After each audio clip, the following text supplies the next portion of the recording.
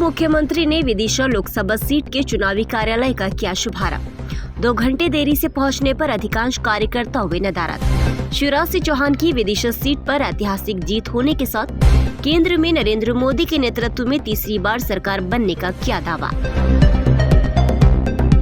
शेरपुरा स्थित शिवराज सिंह चौहान के निवास पर भाजपा के लोकसभा चुनाव के लिए चुनावी कार्यालय का शुभारंभ किया गया।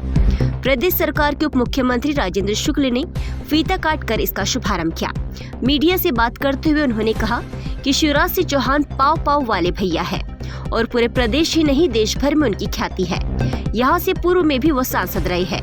एक बार फिर जनता के बीच सांसद बनकर सेवा के लिए प्रस्तुत है। उनके चुनाव कार्यालय का आज शुभारंभ किया गया है। शिवराज सिंह चौहान की ऐतिहासिक जीत का उन्होंने दावा किया। इसके साथ साथ नरेंद्र मोदी की तीसरी बार सरकार बनने की बात भी उन्होंने कही। इस दौरान सांसद विधायक कार्तिकेय चौहान के साथ अन्य जनप्रतिनिधि और कार्यकर्ता मौजूद रहे।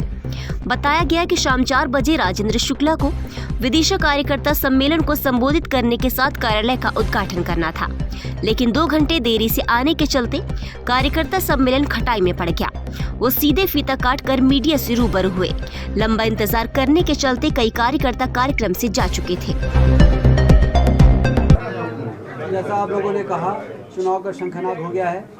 भारतीय जनता पार्टी इस लोकसभा के चुनाव में पूरी तैयारी के साथ मोदी जी को तीसरी बार प्रधानमंत्री बनाने के लिए पूरे जोश और खरोश के साथ इस चुनाव मैदान में उतर रही है। विदिशा में आदरणीय शिवराज सिंह चौहान जी भारतीय जनता पार्टी के प्रत्याशी हैं, जो पहले भी कई बार यहाँ से सांसद रहे हैं। प्रदेश के बहुत ही लोकप्रिय नेता और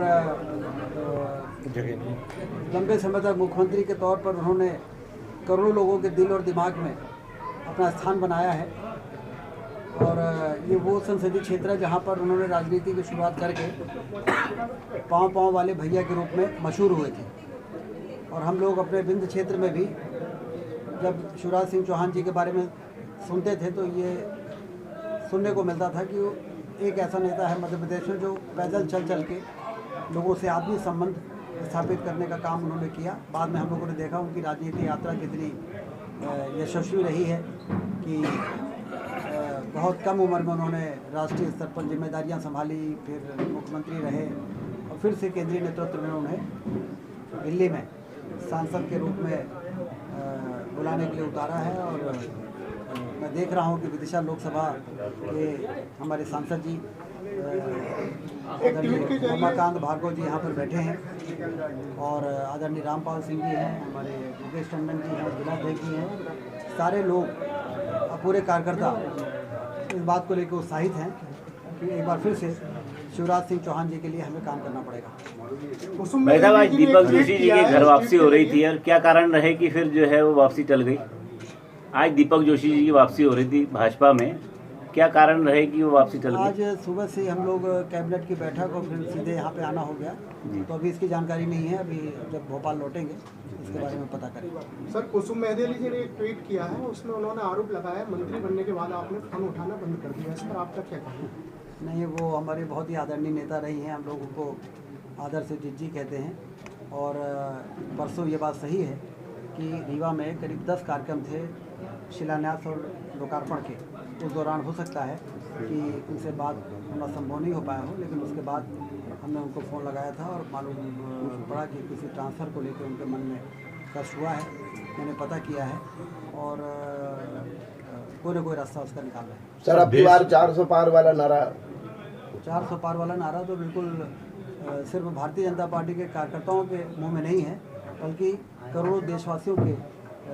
क्योंकि मैं 2 दिन गुजरात के दौरे में रहा तो मैंने देखा कि आम आदमी के जबान पे और मध्य प्रदेश में भी हम लोग देख रहे हैं, पूरे देश में, कि अब की बार 400 पार। सर, मध्य प्रदेश में कितनी आ रही है? 29 सीटें आ रही हैं। 28 पहले आई थी, इस बार 29 आ जाएंगे। शुक्ला जी, पिछली जब यहाँ पे सुषमा स्वराज जी यहाँ पर आखिरी बार चुनाव लड़ रही थी, तब ये सभी कार्यकर्ताओं ने कहा था कि 5 लाख, उन्होंने भी अपील की थी 5 लाख से ज्यादा की जीत का अंतर उनका रहे। वो उन्होंने कार्यकर्ताओं ने पूरा किया। तो शिवराज जी आज लड़ रहे हैं, सर्वमान्य नेता हैं आपके अनुसार, तो क्या टारगेट रहेगा, जीत का अंतर क्या रहेगा? बहुत, मुझे लगता है बहुत भारी वोटों से जीतेंगे वो। क्या 5 लाख का रिकॉर्ड टूटेगा? कोई आश्चर्य नहीं है। 5 लाख का रिकॉर्ड तो टूटना तय है। अब 5 लाख से कितना ऊपर जाता है, सवाल इसका है।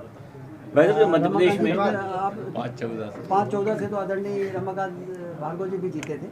5 लाख तो मिनिमम है, उसके ऊपर कितना हो जाएगा कोई भरोसा नहीं।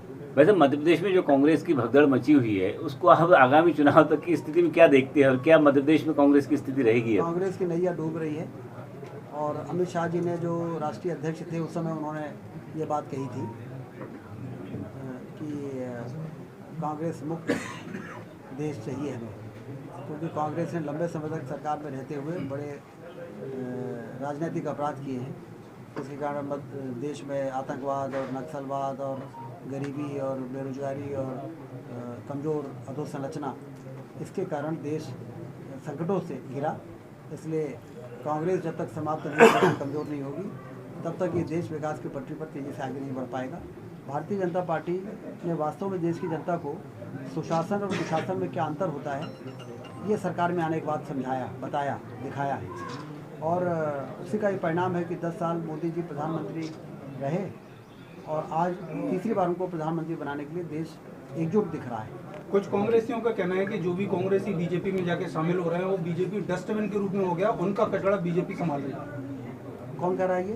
कांग्रेसी ही कह रहे हैं, जो कांग्रेस नहीं गए हैं वो कांग्रेस उनका के लोग कुंठा में कुछ भी कर सकते हैं, लेकिन मुझे लगता है उनके इस प्रकार के बयान सुनने के बाद आप लोग भी हमें थोड़ा सा मतलब चेहरे में हंसी दिख रही है आपके भी। पत्रकार बंधु भी उनके दिए गए बयानों पर हंस रहे हैं। सर, लालू यादव जी ने मोदी जी के परिवार को लेकर टिप्पणी की, क्या कहेंगे? किन्होंने? लालू यादव जी ने कब भी? नहीं, कुछ दिनों पूर्व मोदी जी के परिवार को लेकर टिप्पणी की। मोदी जी पर जितनी टिप्पणी होगी उतना ही मोदी जी और मजबूत होंगे। धन्यवाद।